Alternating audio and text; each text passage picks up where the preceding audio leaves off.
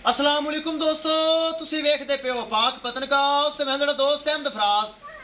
दोस्तों सब तो पहले रिक्वेस्ट है चैनल को सब्सक्राइब कर लो, फेसबुक वाले बरावीर पेज को फॉलो कर लो। बहुत शुक्रिया। किसी मेरे बरावीर अच्छी नस्ल की गाय चाहिए हो बाएतमाद और भरोसे में परचेज कर सकता है। मौजूदा पता डबूंगा हयात तहसीलो जिला पाक पतन शरीफ। मोबाइल नंबर है साडा 0387 जोड़ा ते मोल बड़ा थोड़ा माशाल्लाह। जोड़े विच ए खड़ी लगाई 3,60,000 रुपए डिमांड सी। 3,45,000 रुपए दे विच रफाकत भाई ओवरसीज पाकिस्तानी बाहर बैठा है, बैरूने मुल्क विच है। ये जा रही मंडी बावलदीन। जेड़े साडे बरावीर मंडी बावलदीन, गुजरात, जैलम, खारियां, वजीराबाद, लाला मूसा आस पास जैलम वाले बरावीर जो भी सुन रहे हैं सलाम है। अगर रफाकत भाई मैनू सुन रही है मेरा सलाम है। एतमाद किया, भरोसा किया, ऑनलाइन पैसे साढ़े अकाउंट में भेजे। ये मंडी बावलदीन जा रही। अल्लाह ताला सोना रब रफाकत भाई नसीब करे। गड्डी नंबर एक एक चीज करिए क्लियर ते करिए लोडिंग।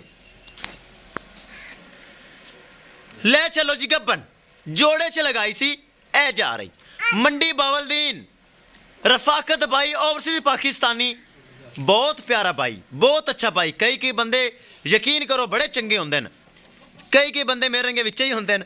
ए भाई बहुत अच्छा है, कोई सौदे च बैंस नहीं, अच्छा इखलाक, अच्छा सौदा, अच्छी चीज़ भी ले जाता है। अल्लाह ताला भाइयों नसीब करे। ले चलो दोस्तों, वीडियो पसंद आए लाइक शेयर माशाअल्लाह कमेंट लाजमी करना है। अगर किसी भरा ने चैनल को सब्सक्राइब नहीं किया लाजमी कर लो। माशाअल्लाह चेक करना है तोहफा। डरदी भी कैमरे तो अगे